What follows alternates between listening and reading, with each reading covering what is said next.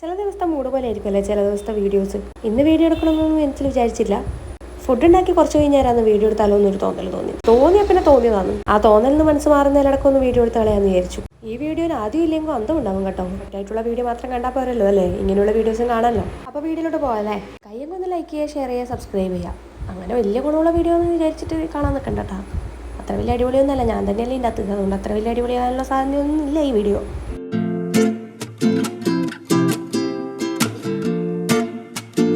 ഇങ്ങനെ ഒരു ഇൻട്രോ കേട്ടിട്ടും ഈ വീഡിയോ കണ്ടിന്യൂസ് ആയിട്ട് കാണുന്നവർക്ക് ഈ വീഡിയോയിലേക്ക് സ്വാഗതം. അപ്പോൾ ഈ ചാനലിൻ്റെ പേര് പോലെ തന്നെ ഇവിടെ നിന്ന് ഈ ഒരു ഉണക്കത്തിനകളിലേക്ക് എന്ന് വിചാരിക്കുന്നുണ്ടാവും.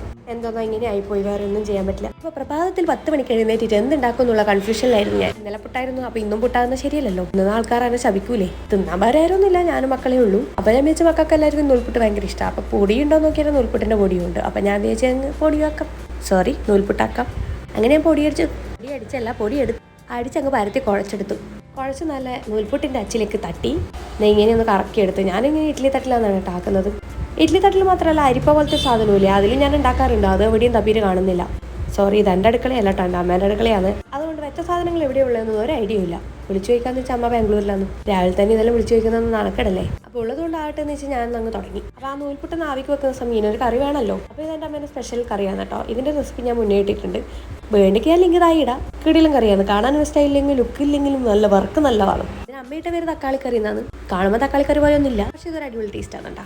ഞാൻ ലിങ്ക് എന്തായാലും ഇടാം, ഒന്ന് ആക്കി നോക്കുന്നത് നല്ലതാണ്. ഈ കറി ഏറ്റവും നന്നായി ചെയ്തത് നൂൽപുട്ടിനാണ് കേട്ടോ. വേറെ ഒന്നും എനിക്ക് ഇത് അങ്ങോട്ട് മാച്ചായിട്ടില്ല. മുട്ടിക്ക് ഇത് മാച്ചാണ് കേട്ടോ. ഇതിനകത്ത് നമ്മൾ മുട്ടയും കൂടി ഇടും കേട്ടോ. അമ്മയുടെ തക്കാളി കറി എന്നാണെങ്കിലും നമ്മളിത് മുട്ടക്കറി എന്ന് പറയും. എന്നാൽ സാധാരണത്തെ മുട്ടക്കറിയാണോ അതുമല്ല.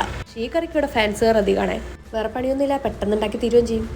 അമ്മ ശരിക്കും അമ്മേൻ്റെ പണി ഓർക്കാൻ വേണ്ടിയിട്ട് ഒരു സംഭവം ഉണ്ടാക്കിയതാണെന്ന് എനിക്ക് തോന്നുന്നു. അമ്മ ഒരു പേരും കൂടി ഇട്ട് അതേ കാര്യമുള്ളൂ. അപ്പോൾ നമ്മൾ രണ്ടാമത്തെ ട്രിപ്പിൽ നൂൽപുട്ടും കൂടെ വെന്തിരിക്കുന്നു. ഞാനത് വളരെ സാഹസികമായ രീതിയിൽ അടുപ്പിൽ നിന്ന് ഇറക്കി വെക്കുന്ന രംഗമാണ് നിങ്ങൾ ഈ കാണുന്നത്. പുതിയ വേണ്ട നിലവിളൊക്കെ എടുത്തിട്ട് വരുന്ന പോലെ ഞാനിതാ എടുത്തിട്ട് വരുന്നു നൂൽപുട്ടിൻ്റെ തട്ട്. കൈവെള്ളുന്നുള്ളൊരു പേടിയുണ്ട്, പക്ഷേ കുറച്ച് എക്സ്പീരിയൻസ് ഉള്ളതുകൊണ്ട് അത്ര വലിയ പേടിയില്ല. ഞാൻ ഓരോന്ന് പെറുക്കി പ്ലേറ്റിലിടുന്നുണ്ട്. ഇന്നെന്നെ സഹായത്തിന് എൻ്റെ മോനും കൂടി ഉണ്ട് കേട്ടോ. എന്താണെന്നറിയില്ല, ഓൻ എവിടുന്ന് വെയിലുദിച്ചാണെന്നൊന്നും അറിയില്ല.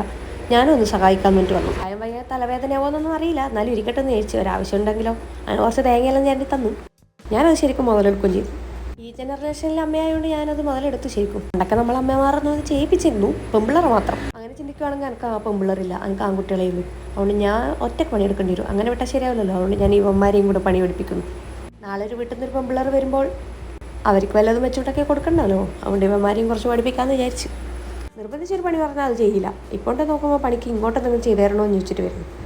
അപ്പോൾ വീട്ടിൽ ഞാനും മക്കളേ ഉള്ളൂ. അതുകൊണ്ട് ഞാൻ വിചാരിച്ച് ചായ വെക്കേണ്ടത് പകരം ഷെയ്ക്ക് ആയാലോ എന്ന് വിചാരിച്ചു. കരുവന്മാരായ കുറച്ച് പഴങ്ങളുണ്ടായിരുന്നു. അപ്പം ഞാൻ അവരെ പിടിച്ചിട്ട് മുറിച്ചിട്ട് ചാറിലേക്ക് അങ്ങ് തട്ടി.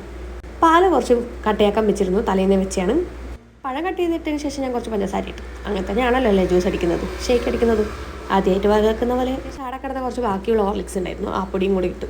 ഇരിക്കട്ടല്ലേ ഒരു സുഖം, എന്തെങ്കിലും ഒരു ടേസ്റ്റ് കിട്ടുമല്ലോ. അങ്ങനെ വിചാരിച്ച് കുറച്ചെല്ലാം ഭാര്യയിട്ട് നോക്കുമ്പോൾ എന്താ ഹോർലിക്സ് കട്ട പിടിച്ചിരിക്കുന്നു. പിന്നെ ഒരു രക്ഷയില്ല, ഞാൻ കുറച്ച് കത്തിയെടുത്ത് കുത്തുന്നു. ഇപ്പം നിങ്ങളെ കാണിക്കാൻ പറ്റില്ലല്ലോ, അതുകൊണ്ട് ഞാൻ സ്പൂൺ എടുത്ത് ഇടുന്ന പോലെ കാണിച്ചു. എവിടെ നിന്ന് കിട്ടിയതാണെന്ന് അറിയില്ല, ഇങ്ങനത്തെ കുറച്ച് കുറ്റുകുത്തികൾ ഉണ്ടായി.